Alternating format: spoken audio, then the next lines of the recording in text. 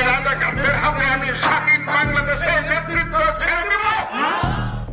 গণ অভ্যুত্থান নিয়ে অনবরত বিতর্কিত বক্তব্য দেওয়ার প্রেক্ষিতে পাওয়া শোকজ নোটিশের জবাব দিয়েছেন বিএনপির চেয়ারপারসনের উপদেষ্টা অ্যাডভোকেট ফজলুর রহমান। মঙ্গলবার ২৬ আগস্ট বিকেলে তার স্ত্রী অ্যাডভোকেট উম্মে কুলসুম রেখা এই সংক্রান্ত চিঠির জবাব লিখিতভাবে দলের কেন্দ্রীয় কার্যালয়ে জমা দেন। অ্যাডভোকেট ফজলুর রহমানের নিজস্ব প্যাডে ৪ পৃষ্ঠার এই জবাবে দলের তরফ থেকে যা জানতে চাওয়া হয়েছে তার বিস্তারিত ব্যাখ্যা করা হয়েছে বলে জানান তার সহধর্মিণী। ওয়ালটন এখন দেশের সীমানা পেরিয়ে পৌঁছে গিয়েছে ৫০টিরও বেশি দেশে। ওয়ালটন, ঘরে ঘরে, বিশ্বজুড়ে। বিএনপি যুগ্ম মহাসচিব রুহুল কবির রিজভী বরাবর পাঠানো ফজলুর রহমানের জবাবটি পাওয়ার বিষয়ে নিশ্চিত করেছে বিএনপির কেন্দ্রীয় দপ্তরের একটি সূত্র। লিখিত জবাবে ফজলুর রহমান বলেছেন, আমার প্রিয় দল বিএনপির ক্ষতি হয় এমন কোনো কথা বা কাজ আমি করিনি এবং করবও না।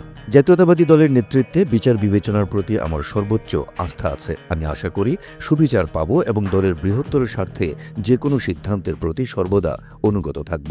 জুলাই আগস্ট গণ অভ্যুত্থান নিয়ে অনবরত বিতর্কিত বক্তব্য দেওয়ার পরিপ্রেক্ষিতে গেল ২৪ আগস্ট বিএনপি চেয়ারপারসনের উপদেষ্টা কাউন্সিলের সদস্য অ্যাডভোকেট ফজলুর রহমানকে কারণ দর্শানোর নোটিশ দেয় দলটি। বিশেষ বার্তা প্রেরকের মাধ্যমে ফজলুর রহমানের ঢাকার ঠিকানায় এ নোটিশ পাঠানো হয়েছিল। নোটিশের জবাব ২৪ ঘণ্টার মধ্যে জমা দেওয়ার কথা থাকলেও সোমবার ফজলুর রহমানের অনুরোধে সময়সীমা ২৪ ঘণ্টা বৃদ্ধি করে বিএনপি, যা মঙ্গলবার রাত ৯টায় শেষ হয়। তবে নির্ধারিত সময়ের আগে এই নোটিশের জবাব দিলেন বিএনপির আলোচিত সমালোচিত এই নেতা।